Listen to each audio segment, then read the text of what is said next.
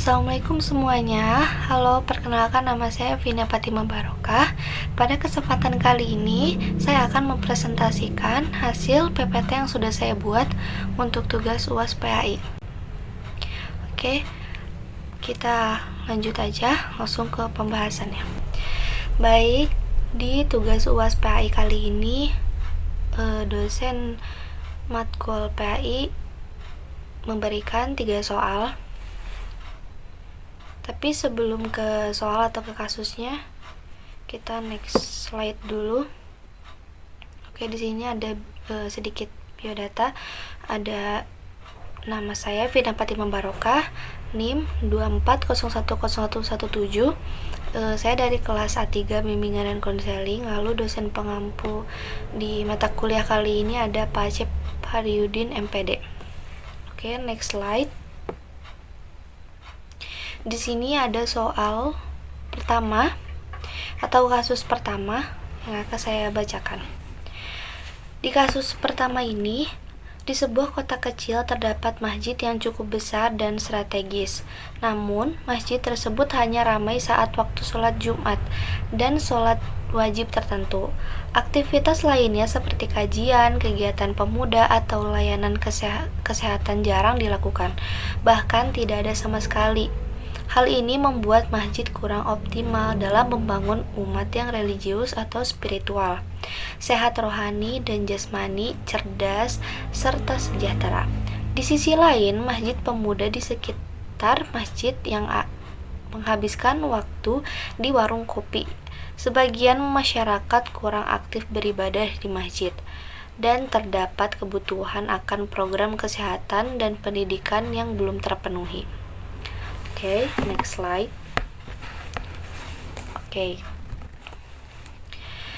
Oke, di soal yang kedua, kasus yang kedua, saya akan bacakan. Seorang pendidik bernama Ustadz Hasan mengajar di sebuah sekolah Islam terpadu.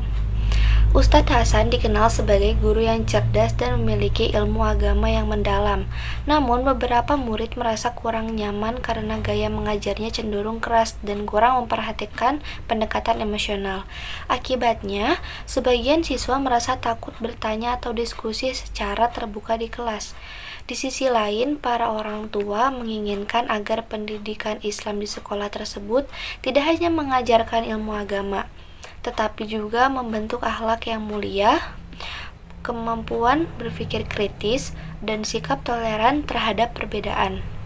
Sebagai seorang kepala sekolah, Anda diminta untuk memberikan solusi kepada Ustadz Hasan agar ia dapat menjadi pendidik yang lebih ideal sesuai dengan perspektif Islam, yaitu sebagai mualim atau pengajar dan murabbi pendidik akhlak, muzakir pemberi nasihat, dan mursyid sebagai pembimbing. Oke, next slide. Dan soal yang terakhir, di sini soalnya apa yang Anda pahami tentang Islam yang rahmatan lil alamin, lalu apa yang Anda ketahui tentang ekonomi syariah, dan apa yang Anda ketahui tentang pernikahan dalam Islam. Di next slide.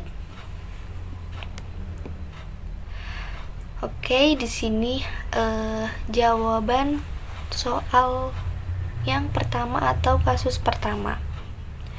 Di kasus pertama itu identifikasi masalah utamanya adalah ada 4, terdiri dari 4. Yang pertama ada kurangnya aktivitas di masjid, seperti masjid hanya ramai saat sholat Jumat atau sholat wajib tertentu, sementara kegiatan yang lainnya minim atau misalnya tidak ramai.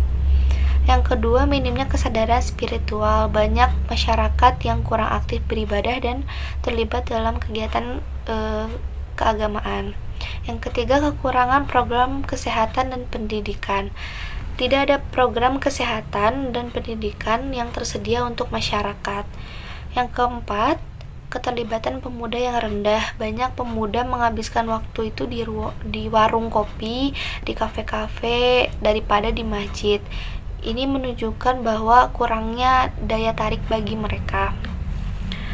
Next slide. Ini masih jawaban di kasus yang pertama. Usulan program. Yang program pertama ada kajian rutin dan diskusi Al-Quran. Di sini deskripsi program ini adalah mengadakan kajian rutin setiap pekan di masjid yang mengangkat tema-tema spiritual, moral, dan sosial sesuai dengan perilaku sehari-hari masyarakat tersebut.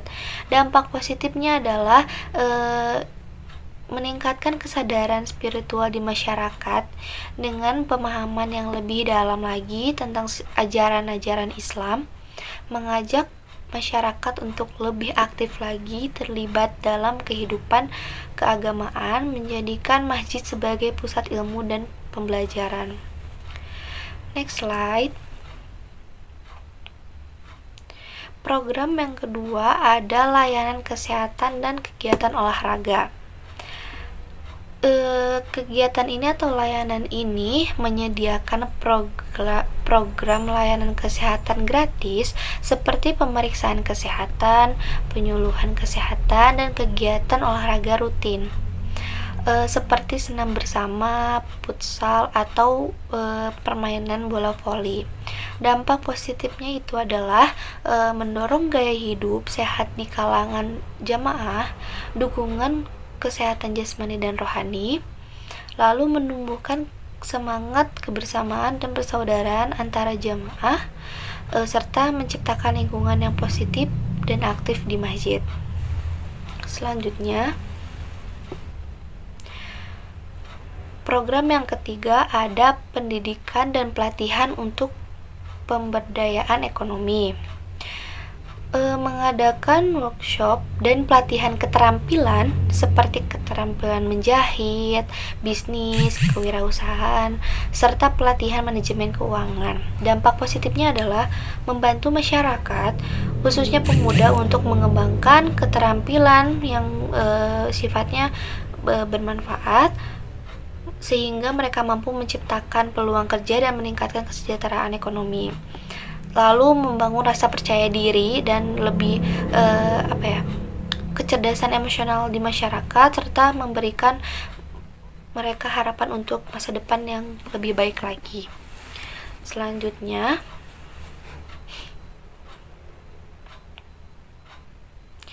di sini ada jawaban di soal nomor 2 atau di kasus kedua. Yang pertama, prinsip-prinsip utama seorang pendidik dalam Islam itu untuk membantu Ustadz Hasan memperbaiki pendekatannya. Ada beberapa prinsip utama yang perlu diterapkan. Yang pertama ada kasih sayang dan empati. Sebagai seorang pendidik harus menunjukkan kasih sayang kepada muridnya. Dalam ajaran kasih sayang sangat ditekankan.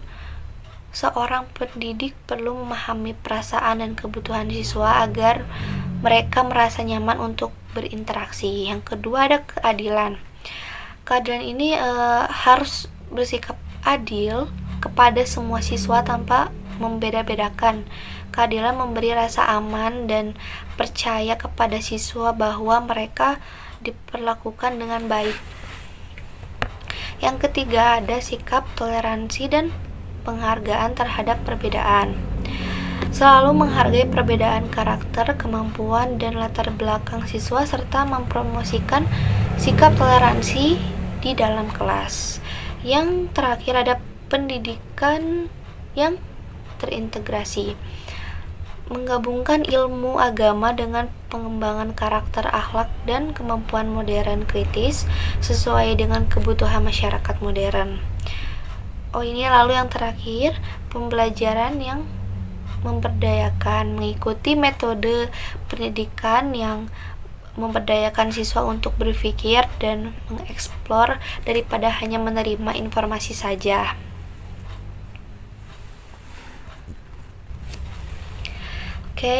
Next slide. Selanjutnya masih jawaban soal nomor 2. Di sini ada tiga strategi praktis untuk meningkatkan hubungan emosional dengan siswa. Yang pertama ada pendekatan personal. Ustadz Hanan dapat meluangkan waktu untuk berinteraksi secara pribadi dengan setiap siswa. Misalnya mengadakan sesi cek kesehatan emosional di mana siswa dapat berbagi perasaan dan pengalaman mereka. Hal ini akan menciptakan ikatan emosional yang kuat. Yang kedua ada penerapan metode keterlibatan aktif. Ustadz Hanan dapat menerapkan metode diskusi kelompok kecil di mana siswa berpasangan atau berdiskusi dalam kelompok kecil sebelum berbagi di depan kelas.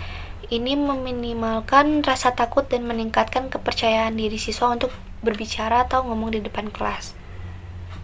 Yang ketiga ada sistem pujian dan penghargaan. Mengimplementasikan sistem pujian bagi siswa yang berpartisipasi aktif, menanyakan atau memberikan pendapat. Hal ini membantu siswa merasa dihargai dan mendorong mereka untuk lebih terbuka. Selanjutnya,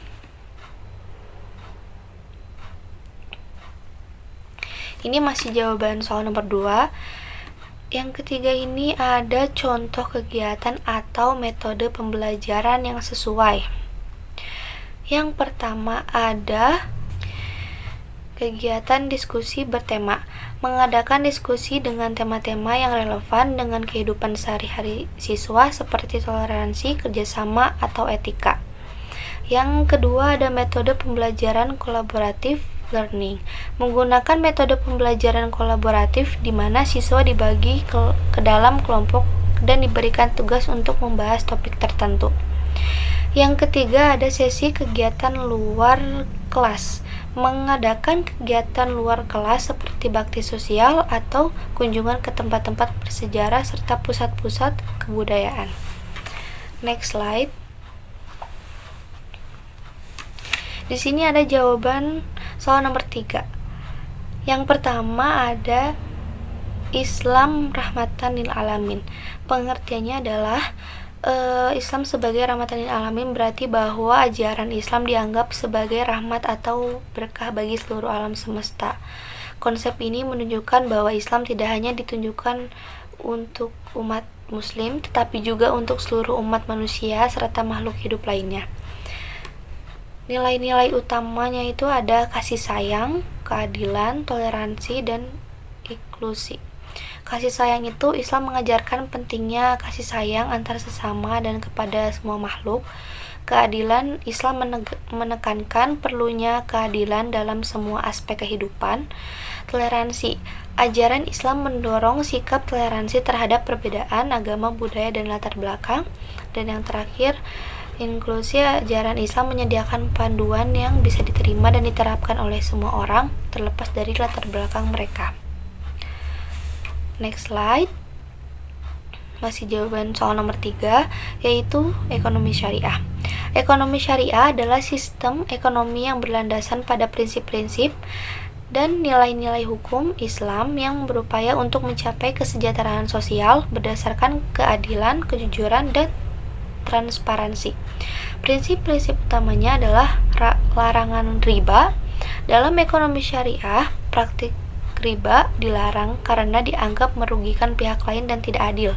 Yang kedua ada prinsip keberlanjutan, yaitu kegiatan ekonomi harus membawa manfaat bagi masyarakat dan lingkungan, serta tidak merusak keseimbangan ekosistem. Yang ketiga ada zakat dan infak. Kewajiban untuk memberikan zakat sebagai bentuk kepedulian sosial dan redistribusi kekayaan kepada yang membutuhkan. Yang terakhir, transparansi dan kejujuran. Dalam transaksi bisnis, prinsip kejujuran dan keterbukaan informasi sangat penting untuk membangun kepercayaan. Next slide. Masih soal nomor 3, yaitu pernikahan dalam Islam. Ini sebuah ikatan suci antara seorang pria dan wanita yang diikat dalam pernikahan dengan tujuan untuk saling melengkapi, membentuk keluarga, dan menjaga kehormatan masing-masing. Nilai-nilai utamanya adalah sunnah Nabi. Pernikahan dianggap sebagai sunnah Nabi Muhammad SAW dan merupakan bagian penting dari kehidupan seorang muslim. Selanjutnya, tujuan spiritual dan sosial. Selain aspek fisik dan emosional, pernikahan juga memiliki tujuan spiritual, yaitu untuk memperkuat iman dan ketakwaan kepada Allah Subhanahu wa Ta'ala. Yang ketiga ada komitmen dan tanggung jawab. Dalam Islam, pernikahan mengharuskan pasangan untuk saling bertanggung jawab atau satu sama lain, baiknya dalam hal pemenuhan hak dan kewajiban, serta dalam pendidikan dan pengasuhan anak. Dan yang terakhir ada kedamaian dan kebahagiaan. Tujuan dari pernikahan adalah menciptakan rumah tangga yang penuh kasih sayang, kedamaian, dan kebahagiaan. Next slide. Di sini ada kesimpulan dari semua soal atau 3 soal itu. Yang simpulan jawaban soal pertama adalah rencana strategis ini bertujuan untuk memenuhi nilai tambah bagi masyarakat di sekitar masjid dengan menciptakan lingkungan yang mendukung pertumbuhan spiritual, kesehatan, pendidikan, dan kesejahteraan ekonomi. Dengan melibatkan berbagai elemen masyarakat, termasuk pemuda, masjid dapat berfungsi tidak hanya sebagai tempat ibadah, tetapi juga sebagai pusat pemberdayaan dan pengembangan komunitas yang holistik. Simpulan jawaban soal nomor 2, dengan menerapkan prinsip-prinsip utama seorang pendidik dalam Islam, serta strategi atau praktis yang dapat meningkatkan hubungan emosional dengan siswa, Ustadz Hanan diharapkan dapat menjadi pendidik yang lebih ideal sesuai dengan perspektif Islam. Metode pembelajaran yang menyenangkan dan bermakna akan menciptakan suasana kelas yang kondusif dan mampu membentuk karakter siswa menjadi pribadi yang cerdas, toleran, dan berakhlak mulia. Dan yang terakhir simpulan jawaban soal nomor 3, yaitu ketiga konsep ini saling terkait dan mencerminkan ajaran Islam yang holistik. Rahmatan lil alamin menciptakan kesadaran akan pentingnya kasih sayang dan keadilan dalam setiap aspek kehidupan, termasuk dalam ekonomi syariah yang menawarkan sistem yang adil dan beretika. Sementara itu, pernikahan dalam Islam sebagai institusi sosial yang penting mencerminkan nilai-nilai kasih sayang, tanggung jawab, dan kewajiban dalam membangun keluarga serta masyarakat yang sejahtera. Baik, mungkin sekian presentasi dari saya. Mohon maaf bila ada kekurangan karena saya juga masih belajar. Terima kasih semuanya. Assalamualaikum warahmatullahi wabarakatuh.